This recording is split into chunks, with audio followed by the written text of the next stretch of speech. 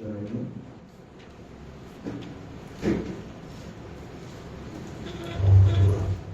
28వ వచనం చదువుకున్నామండి. అపోస్తల కార్యములు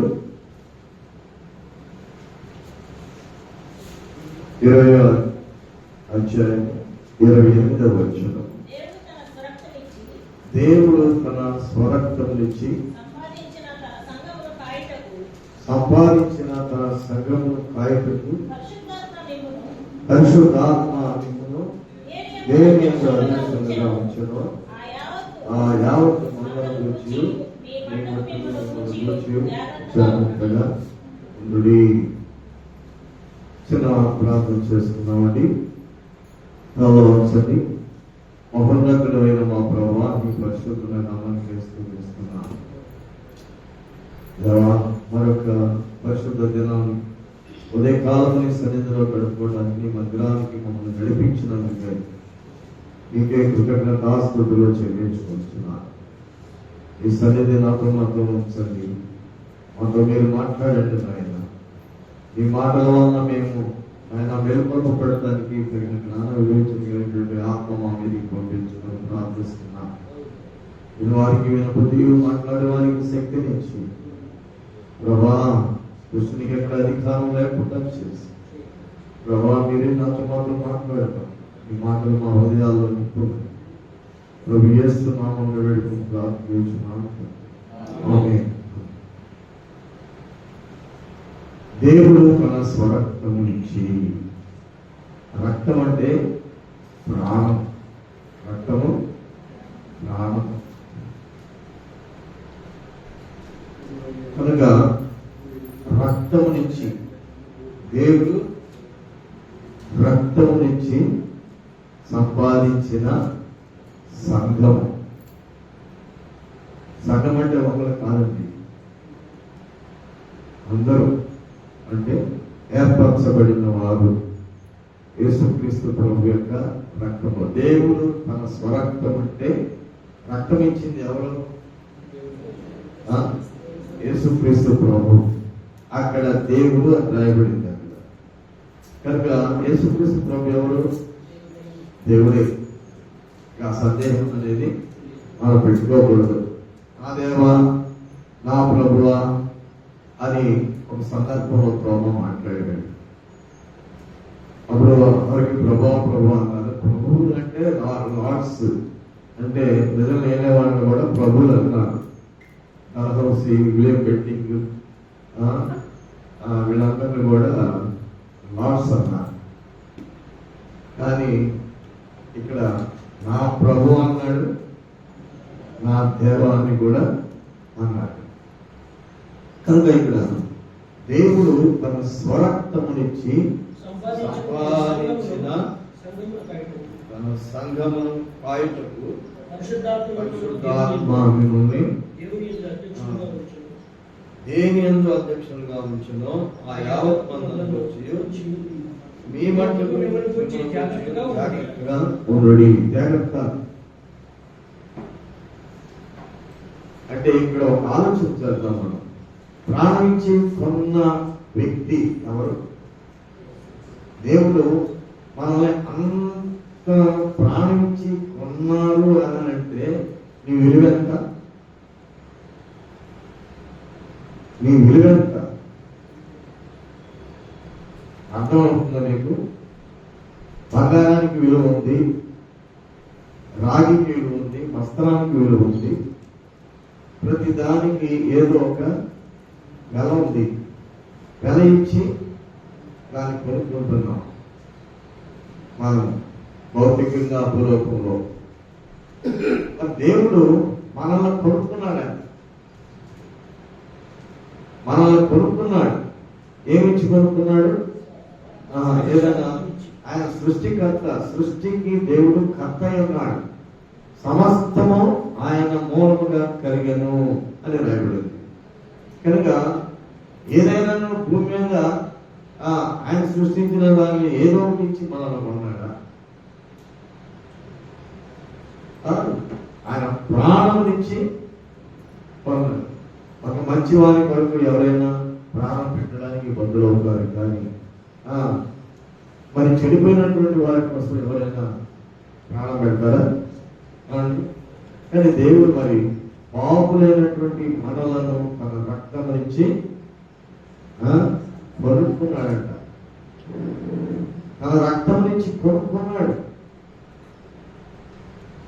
కనుక మనం ఇప్పుడు ఎంత విలువైతే రక్తము ఇచ్చి కొనాలి అంటే మన విలువ మనకు తెలియదు. మన విలువ మనకు తెలియక మనం ఏం చేస్తున్నామంటే విలువ తక్కువ అయిపోయాం. మన విలువ మనకు తెలియదు, విలువ తక్కువ అయిపోయాం. విలువ కలిగినటువంటి వ్యక్తులుగా మనం ఉన్నట్లయితే, గ్రహించినట్లయితే మన విలువైనటువంటి వారు మనం అమ్మబడం. దేనికి అమ్మబడం? లోకంలో అనేకమైనటువంటి వారికి తమ తమ అమ్ముకుంటున్నారు. మనుషులు తమ తాము అమ్ముకుంటున్నారు. అబద్ధాలకి, అన్యాయానికి, మోసాలకి, ఇంకా తమ ఇష్టానుసారమైనటువంటి రీతికి అమ్మబడుతున్నారు. మీరు ఊరకనే అమ్మబడితిరి, మీరు ఊరకనే అమ్మబడితిరి అని దేవుడు వాక్యం. కానీ దేవుడు తన స్వరక్తము నుంచి ఆయన కొనుక్కున్నాడు. స్వరక్తం నుంచి కొనుక్కున్నాడు. మనం దేవుని సొత్తుగా ఉండాలి. ఎవరి సొత్తు అండి? దేవుని సొత్తు. మీరు మీ సొత్తు కారు అని రాయబడింది. కొరింథీయులకు రాసిన పత్రిక 2వ పత్రిక చూడండి.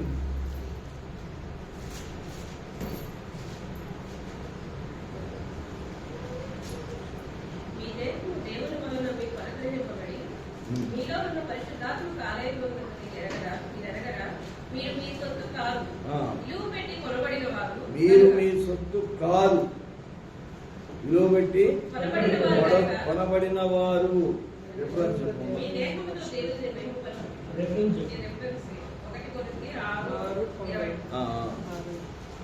మీరు మీ సొత్తు కాదు, విలువ పెట్టి కొనబడిన వారు.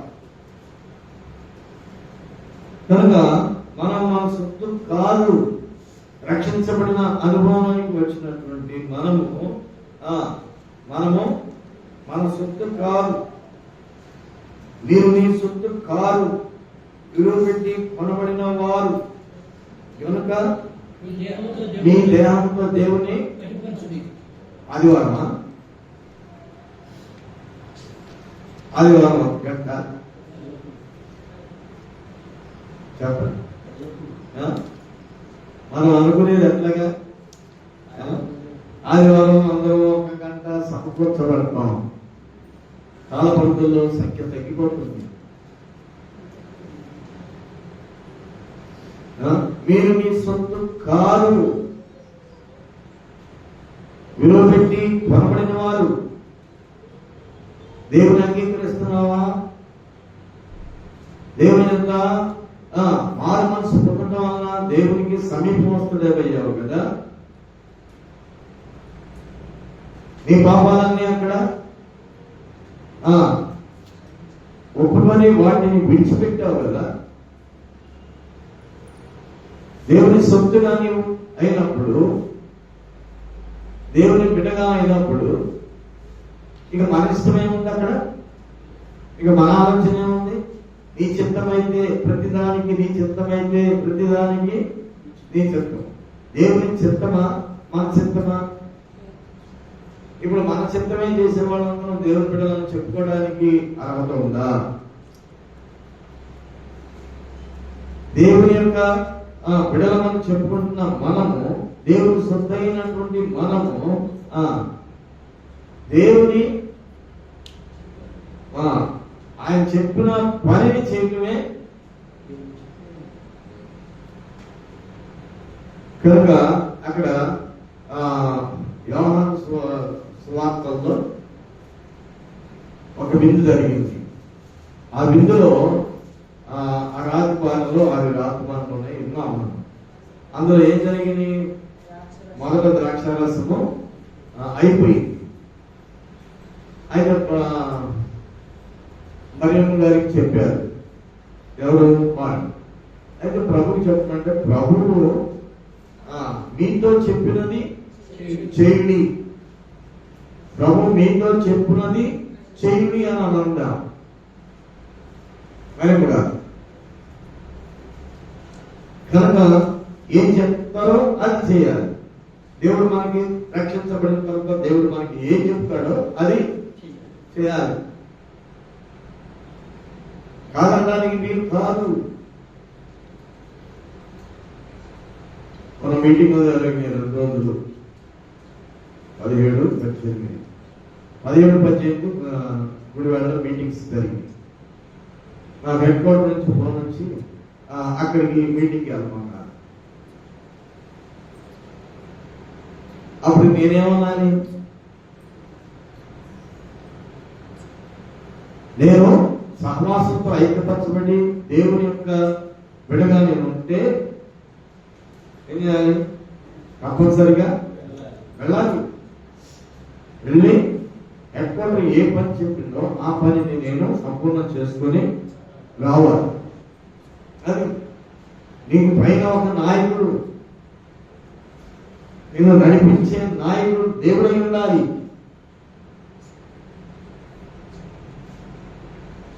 అర్థం కాదు. అయితే ప్రభు మీకు ఏం చెప్తున్నారో అది చేయండి అని చెప్పినప్పుడు వాళ్ళు ఏం చేశారంటే ప్రభు దగ్గరికి వెళ్తే ప్రభు ఏం చెప్పారంటే, మొదట ద్రాక్షారసం అంతా అయిపోయింది, అయిపోతే వాటిలో నీళ్లు నింపమన్నారు. ప్రభు చెప్పిన మాట అది.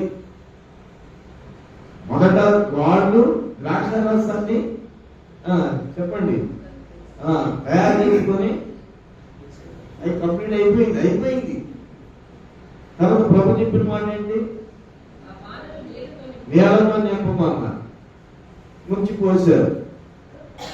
పోస్తే ఎలా ఉంది? మొదటి దానికన్నా అంటే మొదటి దానిలో ఎవరు తయారు చేసింది? అది మనుషులు తయారు చేసింది. మనుషులు కట్టుకున్న నిర్మాణాలు, మనుషులు కట్టుకున్నటువంటి ఆలోచనలు, మనుషులు నిర్ణయించుకున్న ఉద్దేశాలు అవన్నీ ఏమైపోతాయి? వ్యర్థము. దానికి ఏం పేరు పెట్టారు?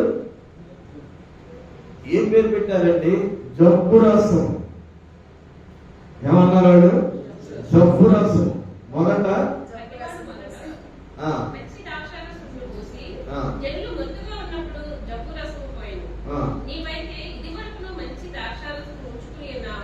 ఉంచుకొని అంటే ఇప్పుడు ఏంటి? వాళ్ళ కోసం రసం ఏంటి? జబ్బురసంగా అర్థం అంటే మనుషులు ఏర్పరచుకున్నాయని జబ్బులు. అందుకని జబ్బులు వస్తున్నాయి అందరికి. మనుషులు ఏర్పరచుకున్నటువంటి ఈ జబ్బు రసాలు అందరికి ఏమొస్తున్నాయి? జబ్బులు వస్తాయి.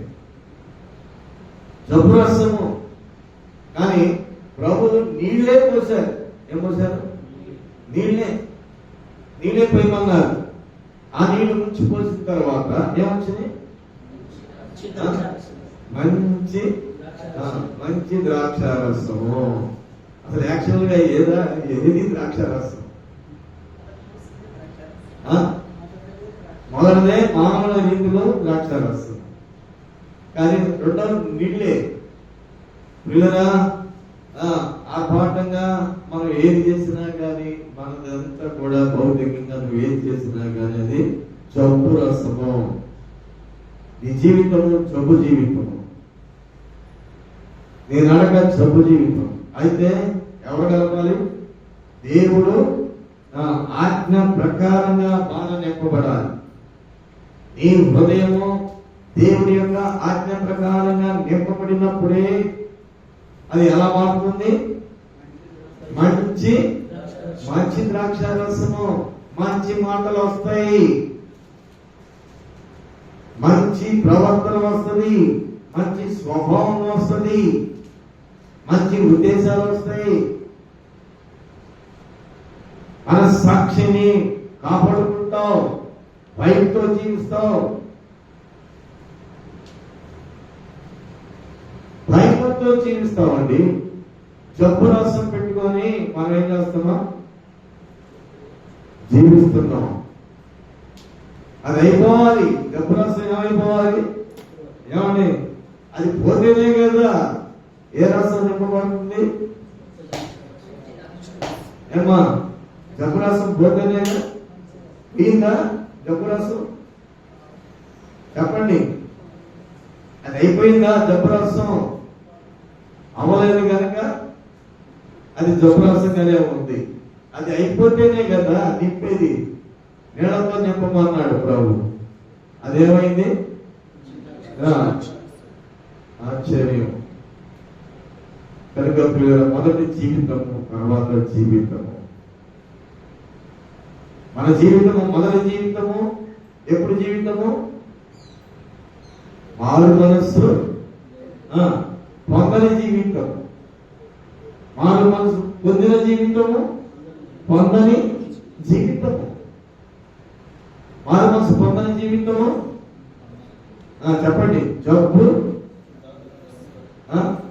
రసం పొందిన జీవితము, మంచి ద్రాక్ష రసము. మంచి మాటలు వస్తాయి, మంచి ఆలోచనలు వస్తాయి, మంచి ఉద్దేశాలు ఉంటాయి. దానికి మంచి ద్రాక్ష రసం, మంచివాడు అని పేరు పెట్టబడుతుంది. నీతిమంతుడు, దుష్టుడు అని రాయబడలా? అవునా కదా? ఏమో రాయబడింది? మొదటి అధ్యాయంలో నిలవరు. దుష్టుల ఆలోచన చొప్పున అందరికీ వచ్చు. ఈ వాక్యం అందరికీ వచ్చు. వాక్యం మాత్రం అందరికీ వచ్చు, కానీ వాక్యం ప్రకారంగా నడుచుకోవడంలో ఎవరు లేరు. దుష్టుల ఆలోచన చొప్పున నడవక, పాపుల మార్గము నిలవక, అపహాసకులను కూర్చోక యెహోవా ధర్మశాస్త్రం. ఎక్కడండి? అపహాసకులు కూర్చున్న చోట కూర్చుంటున్నావా? యెహోవా ధర్మశాస్త్రం దగ్గర కూర్చుంటున్నావా?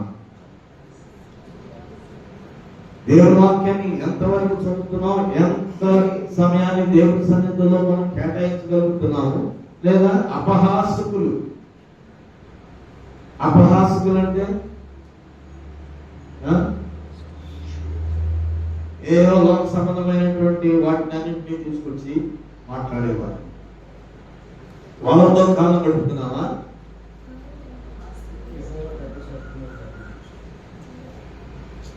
వారు ఎలా ఉంటారంటే ధన్యులు అంటారు. తర్వాత చదువు. యెహోవా ధర్మశాస్త్రమును ఆనందించుచు దేవారాత్రమును తాను ధ్యానించువాడు ధన్యుడు. అతడు నీటి కాలువలో ఎక్కడ ఉంటాడంట? ఎంత ఎగ్జాంపుల్ ఇచ్చారంటే, నీటి కాలువల ఎవరన్నా నాటబడిన వాడే, ఆకు వాడక తన కాలమందు ఎండిపోయిన స్థితి కనపడుతుందా మీ జీవితంలో? ఎండిపోతున్నావా?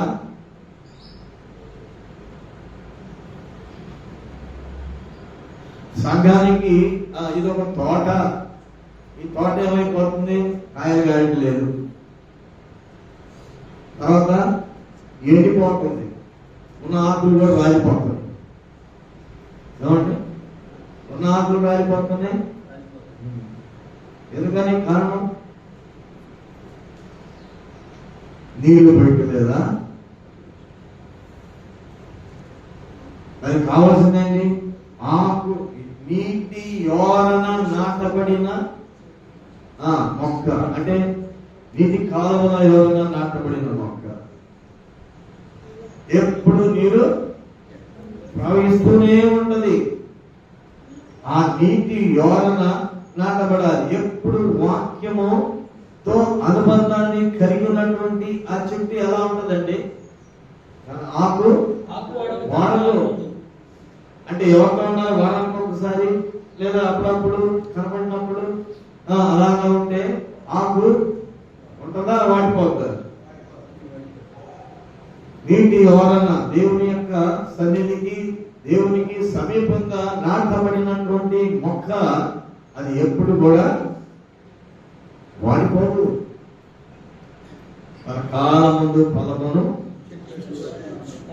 ఫలమిచ్చు, తన కాలమందు ఫలమిచ్చును అని దేవుడు వాక్యం అక్కడ ఉంది. ఫలాలు లేవు అంటే అర్థం ఏంటి? నీటి వల్ల నాటపడలా. ఎక్కడుంది? జబ్బురసంలో ఉంది. జబ్బురసంలో ఉందండి. మన జీవితం అంతా జబ్బురసంలో ఉంది. దాన్ని మంచి ద్రాక్షారసంగా మార్చబడాలి అంటే ఆ రాతి పానలు ఏమవ్వాలి? ఖాళీ అవ్వాలి. రాతి పానాలు ఖాళీ అవ్వాలి. నీ హృదయంలో ఉన్నటువంటిదంతా కూడా ఏమైపోవాలి? ఖాళీ అవ్వాలి. అప్పుడు దేవుడు ఆయన నింపుతాడు. వాళ్ళకి ఏమొచ్చిందంట? విగ్రహాలను బట్టి వచ్చినటువంటి అపవిత్రత, లోకంలో ఉన్నటువంటి వాటిని బట్టి వచ్చిన అపవిత్రత, ఆ అపవిత్రత బట్టి ఇశ్రాయేలీయులు ఏమంటారు? ఏర్పాటు చేయబడినటువంటి వారే, కానీ వాళ్ళు అపవిత్రులు అయిపోయారు. అయితే దేవుడు మాట్లాడుతున్నాడు. ఏం మాట్లాడుతున్నాడు? నీ అపవిత్రత యావత్తు పోనట్లు నేను నీ మీద శుద్ధ జలము చల్లుదును. మీ విగ్రహం వల్ల మీకు కలిగిన అపవిత్రత అంతయు తీసివేస్తుంది. విగ్రహం ఏది విగ్రహంగా పెట్టుకున్నావు?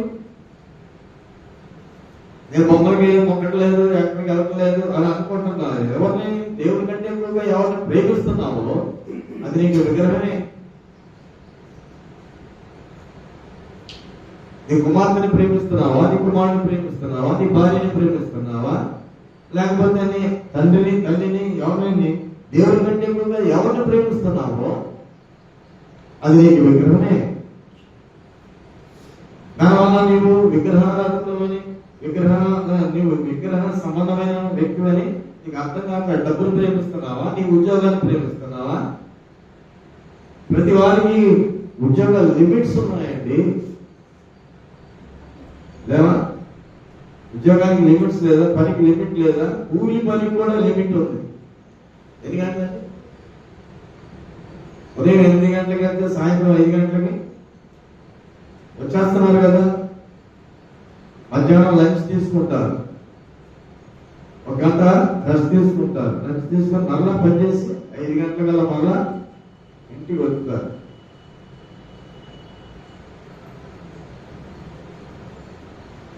సమయం ఉంది, కానీ మన ఉద్యోగాలే మనం ప్రేమిస్తా, మన పిల్లలనే మనం ప్రేమిస్తా, మనకున్న ఆస్తినే మనం ప్రేమిస్తా, మనకున్న దాన్నే మనం ప్రేమిస్తూ ఉంటే దేవుని ప్రేమ మనలో ఎక్కడ?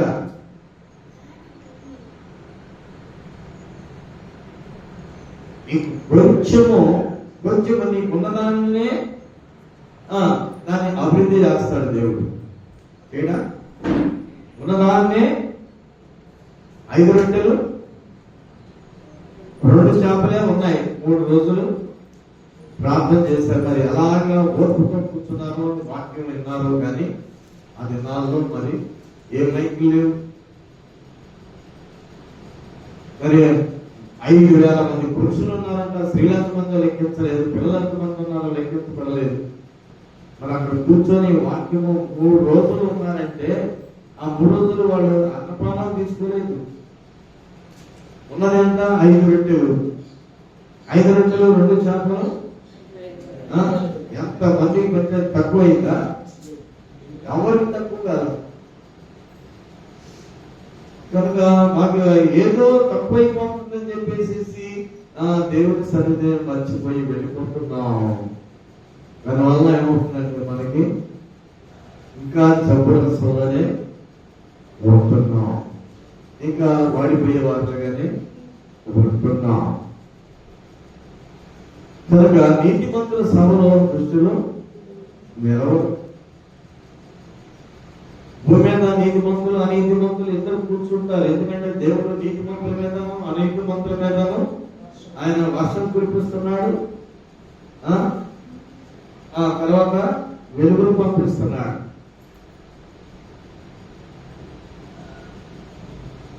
అయితే అక్కడ నీతిమంతులను దుష్టులను వేరు చేసేది ఎక్కడ? అందరికీ దేవుడు సమంగానే వాళ్ళకి వీళ్ళకి పక్షపాతం లేకుండా ఇస్తున్నాడండి. అయితే మనం ఏం చేస్తున్నాం? దేవుడిచ్చే ఆ వెలుగుని, దేవుడిచ్చిన గాలిని, దేవుడిచ్చినటువంటి ఆ వెలుగుని ఉపయోగించుకుంటున్నాం, కానీ దేవుడిని మర్చిపోతున్నాం. దేవుడిని మర్చిపోతున్నాం. దేవుడు తన స్వరక్తము నుంచి సంపాదించినటువంటి సంఘం మొదట కట్టబడిన మందిరం కంటే తర్వాత కట్టబడిన మందిరం ఎలా ఉందండి? మహిమ రూపంతో నింపబడింది. మొదటి జన్మ ఎలా ఉంది? పాపంలో నుంచి వచ్చాము, పాపంలోనే జీవిస్తున్నాం, పాపంలోనే బ్రతుకుతున్నాం. రెండవ జన్మ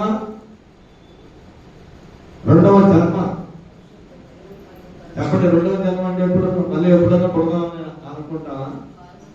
చెప్పండి. మనిషిగా పుట్టాము, తర్వాత ఇంకొకరుగా పుడతాం, అది ఇంకొక శాస్త్రం. మన శాస్త్రం కాదు అది. దేవుడు మానవుల్లో ఒక ఆత్మను ఇచ్చినాడు. ఆ ఆత్మ దేవుని దగ్గరికే వెళుతుంది. శరీరం మట్టి నుంచి తీయబడింది, శరీరం మట్టికే వెళుతుంది. కానీ శరీరానికి నీ దోషాన్ని బట్టి, నీ పాపాన్ని బట్టి శరీరానికి శిక్ష వేయబడకపోతే నీ ఆత్మకు శిక్ష అక్కడ ఉంటది అన్న సత్యాన్ని నువ్వు గమనించినట్లయితే భయంతో పాపం చేయము. తర్వాత పాపం చేసినా కానీ శిక్ష, చెప్పండి, శిక్ష వేయమని అడుగుతాం, శిక్ష అడుగుతాం. తెలియకపోతే తప్పుకుంటాం. ప్రభా నీకు విరోధంగా పాపం చేశారు కనుక పిల్లరా, దేవుడు తన స్వరక్తమునిచ్చి సంపాదించిన సంఘం కనుక దేవుడి చేత ఏర్పరచబడినటువంటి వారు. మీరు మీ సొత్తుగా ఇది మనకు గమనించాలి. మనం ఎవరయ్యా? చెప్పండి. మనం దేవుని వారం, దేవుని బిడ్డలు.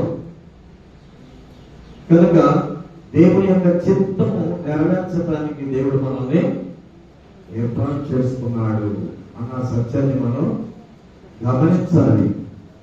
కనుక మనం ఈ లోక సంబంధమైనది కాదు. అయితే లోకంలోనే ఉంటున్నాం, శరీరం ఉంది కనుక శరీరంతో ఉంటున్నాం. కానీ అది మన అంట వచ్చేది కాదన్న సంగతి మనందరికీ తెలుసు. ఏది సంపాదించినా మన అంట వచ్చేది కాదని.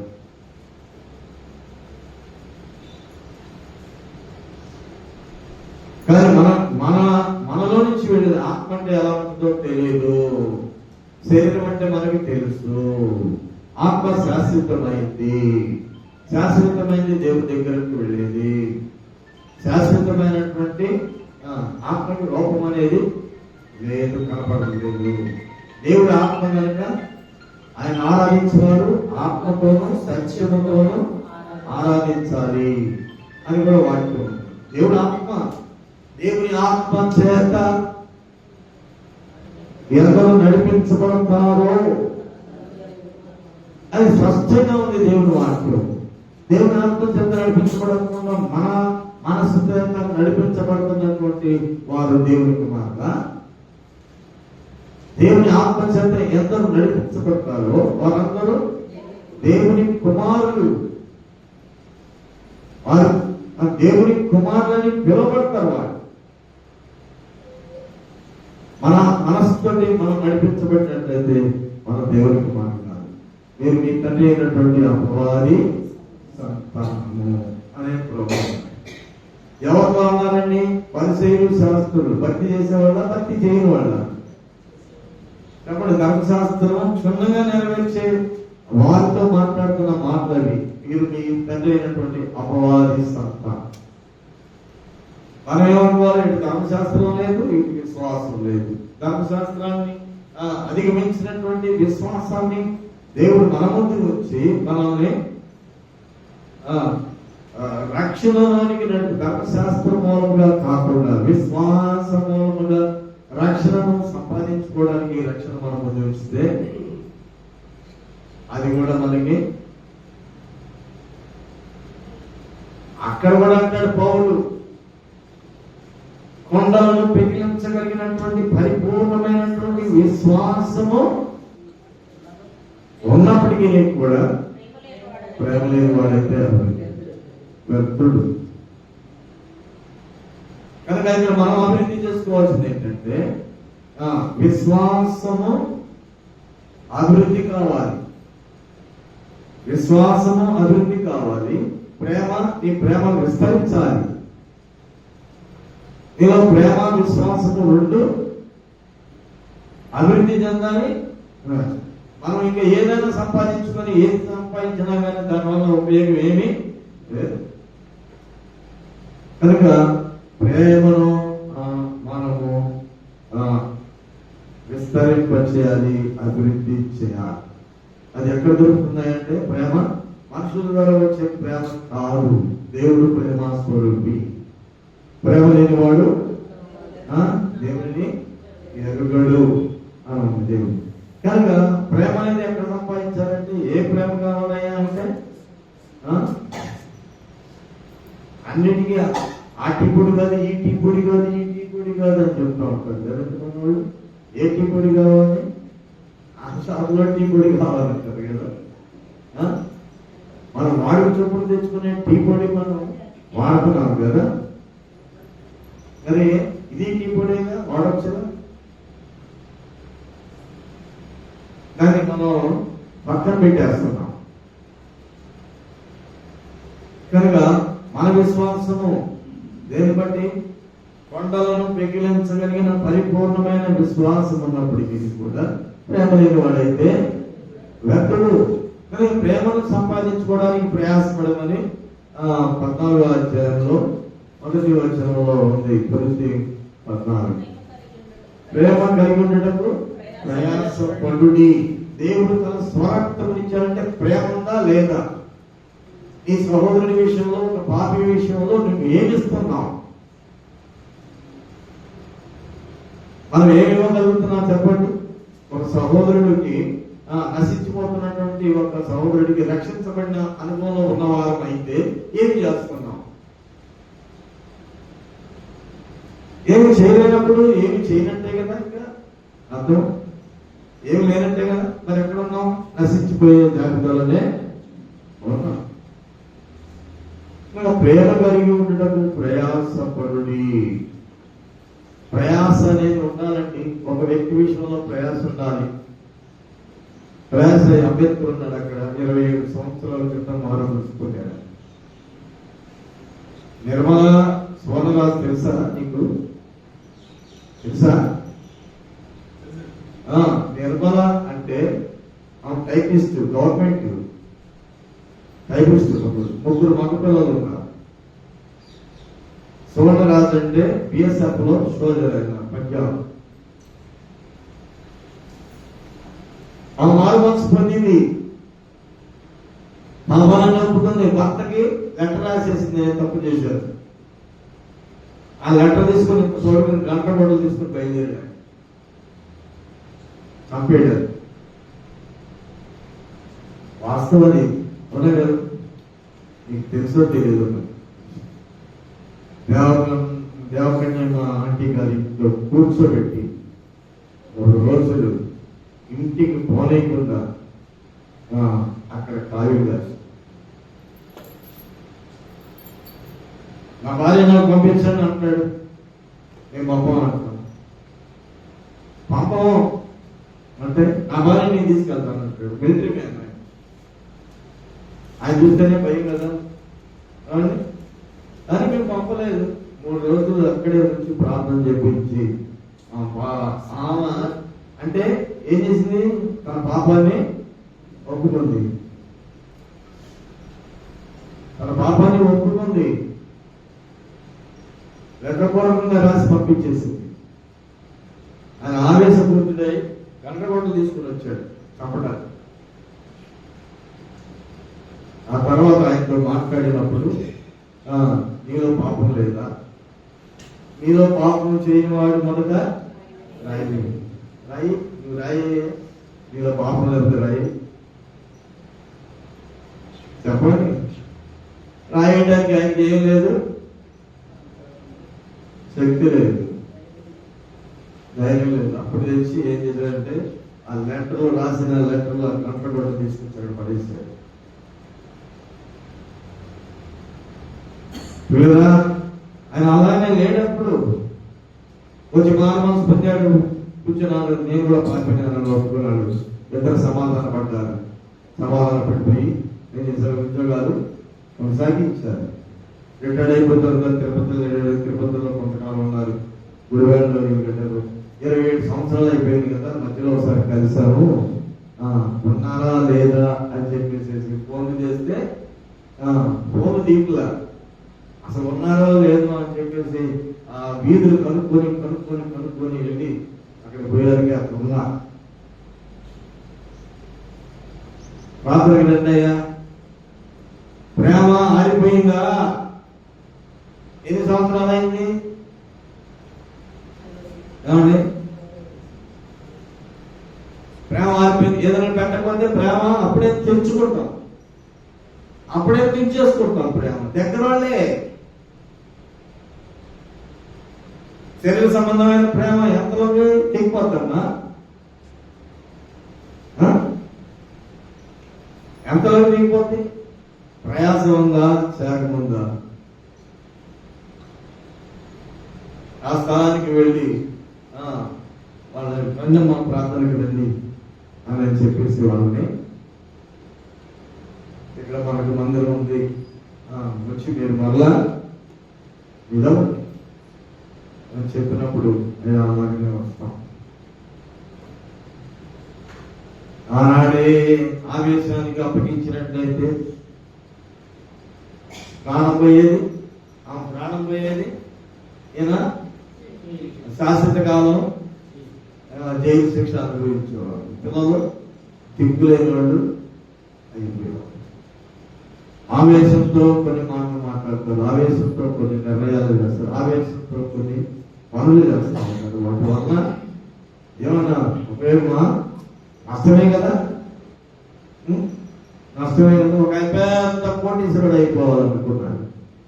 పెద్ద ప్రయాసాలు ఉండాలి. నీకు ఏ ప్రయాసం ఉంది? కనీసం రక్షించబడిన అనుభవం అనుకున్నవాడు ఇంట్లో నుంచి కలవ పోగొట్టువి ప్రయాసం ప్రార్థన చేస్తున్నావే అని అనుకుంటున్నాం. ఏదైనా చేయాలి. ఇవాళ చాలా సంవత్సరాల క్రితమే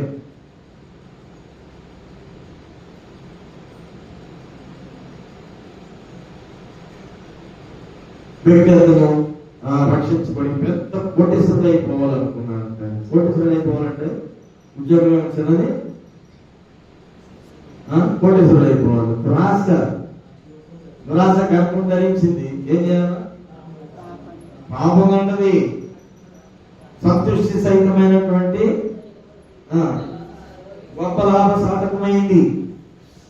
కానీ దురాశ పాపాన్ని కంటుంది. లాభ సాధకమైంది, సంతృష్టి సహితం. ఉన్న దాంట్లోనే తృప్తి పొంది సంతోషపడేవాడు గొప్పవాడు అనగా. ఆయన ఏదో సంపాదించాలనుకున్నాను, దొంగతనాలు చేయటమే ముఖ్యం అనుకున్నాను. దొంగతనాలు చేస్తే పట్టుకున్నాను, తీసుకెళ్ళి అరెస్ట్ చేశారు. ధైర్యం కావాలి. అతను పట్టుకుంటే అతన్ని అమ్మగారు అప్పగించారు పని. ఎవరు లేరయ్యా, నువ్వే వెళ్ళు, ఎవరు లేరు, నువ్వే వెళ్ళు. అది ఆ క్యాంపస్ అంతా పెద్ద రాడికల్స్ తిరిగే ఏరియా. ఎన్కౌంటర్స్ చేసి చంపేస్తున్నటువంటి పరిస్థితులు అక్కడ ఉంచారు. ఒక వ్యక్తిని తీసుకెళ్ళి అతన్ని పట్టుకురావాలి. అతని వారంటే అతను చంపేస్తారు. ఎవరు ఇతను మావాడంటే ఇతను అరెస్ట్ చేస్తారు. నక్సలైట్స్ దొరికితే వాళ్ళు చంపుతారు, పోలీసు వాళ్ళు దొరికితే వీళ్ళని అరెస్ట్ చేసేస్తారు. అలాంటి సందర్భం ఎలాగెళ్ళాలి? త్యాగం ఉండాలి. భక్తికి కూడా ఏముండాలి? ఇక్కడ నుంచి ఇక్కడ దానికి రావడానికి వర్షం వచ్చింది అని ఆగిపోయారు. చాలా వర్షం వచ్చిందని ఆగిపోయారు కొంతమంది. త్యాగం ఉండాలి. డ్యూటీ మానుకోకుండా డ్యూటీ చేసి నైట్ ఆఫ్ రెస్ట్లో ఏం చేసామంటే దేవుని బిడ్డలు అప్పగించినటువంటి ఆ పనిని ఎక్కడ ఉంచారో అక్కడ వాసన పట్టేసి అక్కడ ప్లేట్స్ అక్కడ తిరుగుతూ ఉంటాయి. అక్కడ నుంచి పారాసిట్స్ లో నుంచి షోల్డర్స్ దిగుతూ ఉంటారు. అది ట్రైనింగ్ పాయింట్. అది అక్కడికి వెళ్ళిన తర్వాత ఆ అడవి మొత్తం ఉన్నప్పుడు చిన్న పోలీస్ స్టేషన్ ఉంది. ఆ పోలీస్ స్టేషన్ లో దాచిపెట్టారు. అక్కడికి వెళ్తుంటే ఆ పోలీస్ స్టేషన్ దగ్గరికి వెళ్తుంటే పైలట్ తీసుకుని వస్తే నేను కాల్ చేస్తాను, నువ్వు బయటకు నువ్వు ముందుకు వచ్చావా అడిగి వేసావా నిన్ను ప్రాణాలున్నా పోవాలి, పరిగెడతావా లేకపోతే చెప్పండి ముందుకు వస్తావా చెప్పండి. ఎలా కానీ ప్రయాస ప్రాణాన్ని త్యాగం చేసినటువంటి ప్రభుని జ్ఞాపకం చేసుకుంటూ యేసయ్యా యేసయ్యా యేసయ్యా యేసయ్యా తోడయ్యుండయ్యా యేసయ్యా తోడయ్యుండయ్యా అనుకుంటా అడుగులో అడుగు ముందుకు వేసుకుంటూ వెళ్తూ ఆ పైన ఎత్తిన కిందకి దించాడు. పైన ఎత్తి కాల్చబోయే కాల్చితే ఏముంది ఎత్తుకోవడం ధైర్యం. మనకి దేనికి ధైర్యం? భక్తి చేయడానికి ధైర్యం లేదు కదండి. మరి ఇట్లాంటి సాహసాలకు ధైర్యం ఉంటుంది. ప్రార్థన చేసుకోవడానికి దేవుడి సన్నిధికి రావడానికి ధైర్యం చేయడం. ఆ వ్యక్తి విమోచించబడ్డాడు, బయటకు వచ్చాడు, దేవుడి సన్నిధికి వచ్చాడు, ప్రార్థన సేవకుడయ్యాడు.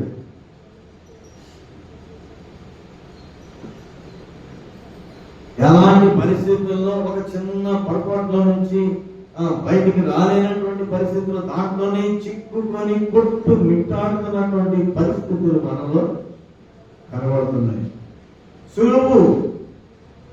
సులువుగా బయటికి రావచ్చు, కానీ సులువుగా బయటకు వచ్చే చిక్కులు పెట్టే ఆ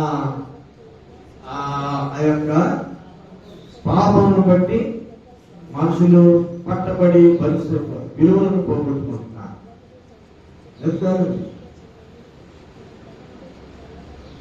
కొంత సాహసము కూడా భక్తికి సాహసం కావాలి. తిరుగుదనం పనికిరాదు, తిరుగుదనము పనికిరాదు. కొన్నిటికి మనకు సాహసాలు ఉంటాయి. శరీర సంబంధమైన వాటికి చెప్పండి, పాపం చేయాలంటే సాహసాలు ఉంటాయి, ధైర్యంగా ఉంటారు. కానీ భక్తి చేయాలంటే తిరుగుదనంగా ఉంటారు.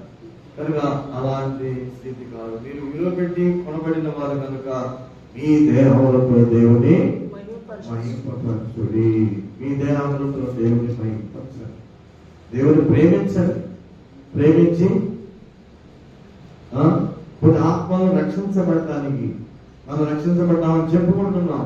ఇంకా పాత ఆ జబ్బు రసంలోనే మనం ఉన్నట్లయితే, ఆ జబ్బు రసం పాకుపోయినట్లయితే అందులో ఏం పోస్తారండి? ఆ జబ్బు రసంలోనే పోస్తారా? నీళ్లు పోసినా కానీ అది జబ్బు రసంగానే అయిపోద్ది. అది పూర్తిగా అయిపోయిన తర్వాత పూర్తిగా పాపాలన్నీ కొన్నించుకొని కొంత జబ్బు రసం, కొంత అది పోయిపోవా. అదా కనుక మనం ఏం చేయాలని తీసివేసుకోవాలి. సంపూర్ణంగా తీసివేసుకున్నప్పుడు అది దేవుడు నింపుతాడు. ఆత్మ, దేవుని యొక్క ఆత్మ నింపుదల వస్తుంది. అప్పుడు వస్తుంది శక్తి. ఆయన ఆజ్ఞలను, ఆయన కట్టడలను అనుసరించి నడుచుకోవడానికి. మనంతట మనం ఏ పని చేయలేం. నువ్వు మానవుడివి, దేవుడు ఆయన శక్తి. అందుకనే దేవుడు పరలోకం నుండి భూలోకానికి దిగి వచ్చాడు. నేను ఈ పని చేయలేకపోతున్నానండి, ఈ ప్రార్థన చేయలేకపోతున్నానండి, ఈ వాక్యం చదవలేకపోతున్నానండి, ఈ సాహసం చేయలేకపోతున్నానండి అని అంటారు. కాదు, నీకు సాధ్యము. అందుకని నేను కోరుకున్నాడు. మనం కొనుక్కొచ్చుకొని అన్ని షోకేసుల్లో పెట్టుకుంటాం, లోపల బీరువాల్లో పెట్టుకుంటాం. ఏం చేస్తాం? దాన్ని దాచుకుంటాం. మనం గుర్తొస్తున్నాయి. కానీ దేవుడు కొనుక్కున్నది ఊరక అలా కూర్చోబెట్టడానికి కాదు. ఈ లోకంలో ఆయన పరిచర్యలో వాడుకోవడానికి ఏదో ఒక పని, నీకు తగిన పని నువ్వు చెయ్యి, నీకు తగిన పని నువ్వు చెయ్యి. దాంట్లోనే దేవుడు నీకు సహాయం చేస్తాడు. దేవుడు మహిమ కొరకు నువ్వు నిలబడు. మీరు విలువ పెట్టి కొనబడిన వారు కనుక మీ దేహములతో దేవుని ఇక్కడ ఇంకో మాట కూడా ఉంది, చూద్దాం. 7వ అధ్యాయంలో మీరు విలువ పెట్టి కొనబడిన వారు కనుక 7వ అధ్యాయము 22వ వచనం 1వ కొరింథీయులకు రాసిన కొనబడిన వారు కనుక మనుషులకు దాసులు కాకుడి. మనుషులకి దాసులు కావద్దు. ఎవరికి దాసులు కావాలి? మనం దేవునికి దాసులు కావాలి. ఎప్పుడైతే మనం దేవునికి దాసులు అవుతామో దేవుడు ఏం చేస్తాడు? మనల్ని బలపరుస్తాడు. ఆయన కార్యాలు ఆయన మన పట్ల జరిగిస్తాడు. సరే, మన జీవితంలో దేవుడు మనకు చేసినటువంటి ఈ గొప్ప రక్షణ భాగ్యాన్ని మనం నిర్లక్ష్యం చేసినట్లయితే మనము అనిపించుకోలేము. కనుక మీరు విలువ పెట్టి దేవుడు తన స్వరత్వం నుంచి సంపాదించిన సంఘము. ఆ సంఘంలో దీన్ని ఏం చేయాలి? స్వరత్వం నుంచి సంపాదించిన సంఘము, విలువ పెట్టి కొనబడినటువంటి సొత్తైనటువంటి మనము ఎలా ఉండాలి? దేవుని బిడ్డలుగానే లోపంలో జీవించాలి. త్యాగము ప్రతి మనిషికి ఏదో ఒక పని, దేవుని పనిలో సంపూర్ణంగా హృదయపూర్వకంగా చేయగలిగిన ఆ చిన్న పనిని బట్టే దేవుడు నిన్ను ఆశీర్వదించగలుగుతాడు. 5 రొట్టెలు 2 చేపలు ఉన్నాయి, వాటిని ఆశీర్వదించాడు దేవుడు. వాడు తృప్తిగా తిని మిగిలినట్లుగా కనబడింది కదా. అక్కడ నమ్ముతావా? బైబిల్లో రాయబడింది నమ్ముతున్నాను, కానీ మన జీవితంలోనికి ఏదైనా వచ్చిందంటే, ఆ సందర్భంలో మన జీవితంలోకి వచ్చిందంటే అంత గొడవలు ఇంట్లో. ఈ లేవు 5 రొట్టెలు 2 చేపలు ఆశీర్వదించావు కదా ప్రభా, అలాగే మమ్మల్ని కూడా ఆశీర్వదించు అని విశ్వాసంతో ప్రార్థన చేస్తే దొరుకుతాయి. అయ్యగారు తొలచ దినాల్లో చాలా కష్టాలు వాళ్ళు పడి సేవ పునాది చేశారు. తినడానికి భోజనం లేదు. ఆ పరిస్థితుల్లో అమ్మగారు ఏంటి ఈరోజు భోజనం అంటే, ఏం మాట్లాడుతున్నారు? ప్రార్థన చేద్దాం అంటున్నారంట. ఏమి అయినా ప్రార్థన చేస్తున్నారంట. నమ్మకం, విశ్వాసం, శ్రేష్టమైన ఆహారం తింటాం అనే నమ్మకం దైవజనులకు ఉంది. అయితే ఇంట్లో ఏమీ లేదు, ప్రార్థన చేస్తున్నారు. ప్రార్థన చేస్తుంటే ఒక బజార్కి వెళ్ళి మటన్ తీసుకొని, వాళ్ళ కోసం మటన్ తీసుకొని ఇంటికి వెళ్తున్నారు. ఈలోపు ఫోన్ వచ్చింది, టెలిగ్రామ్ వచ్చింది. ఇది ఎవరో ఎక్స్పైర్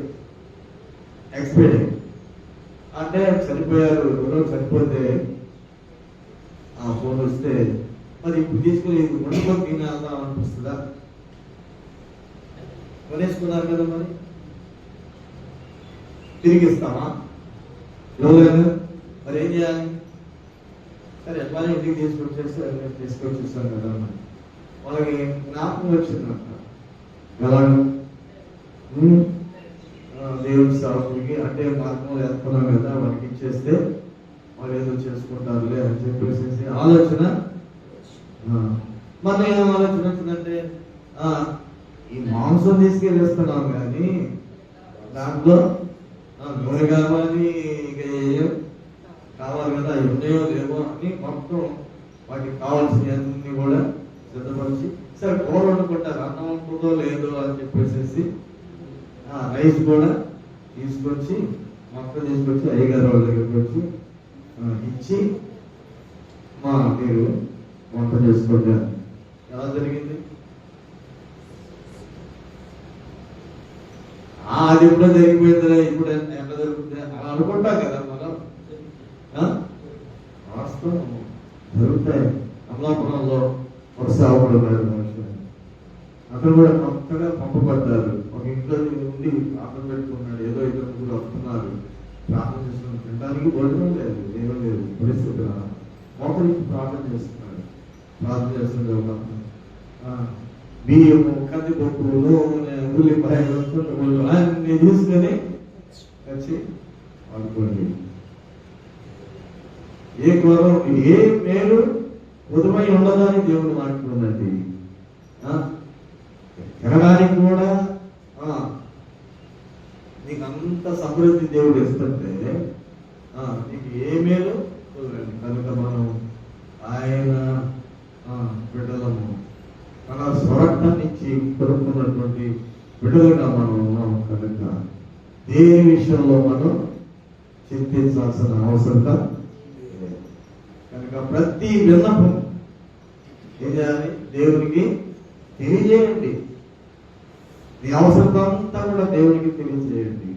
దేవుడు సహాయము చేస్తాడు. కనుక మనం కంటిన్యూషన్ లో ఉండాలి, కానీ ఆగిపోయే వాళ్ళుగా ఉండకూడదు. మొదట మనలో నుంచి ఏమవ్వాలి? ఆ జబ్బు రసం అంతా ఏమైనా వెళ్ళిపోవాలి, తగ్గిపోవాలి.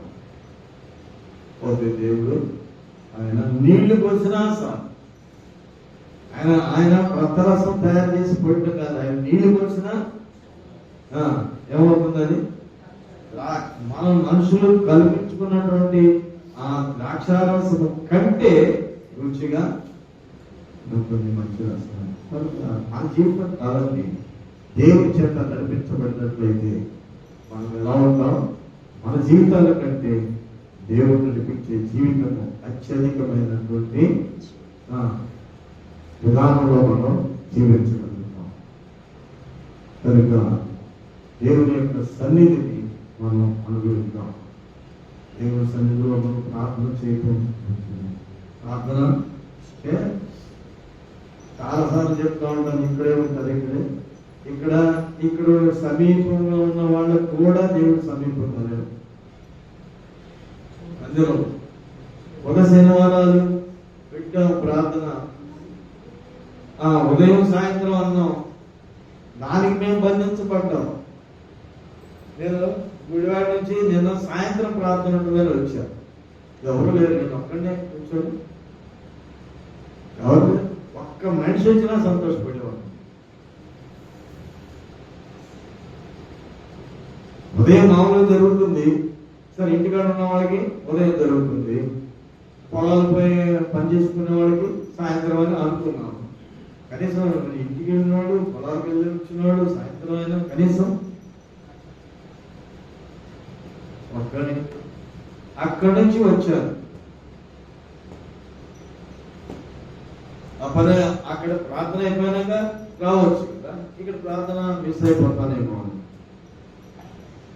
కానీ ఎవరు దేవుని మందిరాలలో, దేవుని సన్నిధిలో దేవుని వాక్యాన్ని విని ఆ ప్రకారంగా నీవు దేవుడితో ప్రార్థన చేసినట్లయితే దేవుడిని కావాల్సిన మేలు, ఈ కుటుంబంలో సమస్యలు, ఈ బాధలు, ఈ చింతలు అన్ని కూడా ఏం చేస్తాడు దేవుడు? చెప్పండి. పెద్ద పెద్ద గండ్రగొండలతోనే చంపడానికి ప్రయత్నం చేసిన వాళ్ళు కుటుంబాలకు కట్టబడి చక్కగా లేరా? జైల్లో పడేసేసి వాళ్ళని శాశ్వతంగా నష్టపరచడం అనుకున్నటువంటి వాళ్ళు విడుదలయ్యి సేవ చేయట్లేదా? దేవుడికి ఏమైనా పక్షపాతం ఉందా? ఏది లేదు. దేవుడు మనల్ని ప్రేమించాడు, మన ప్రాణాన్ని మన వరకు త్యాగం చేశాడు. ఆయన విడుదల మనం ఉండగలిగినట్లయితే ఆయన శాశ్వతంగా మనల్ని విడిపించి కాపాడి సంరక్షించగల ప్రార్థన చేస్తున్నాను. ఎవరైనా ప్రార్థన చేయండి.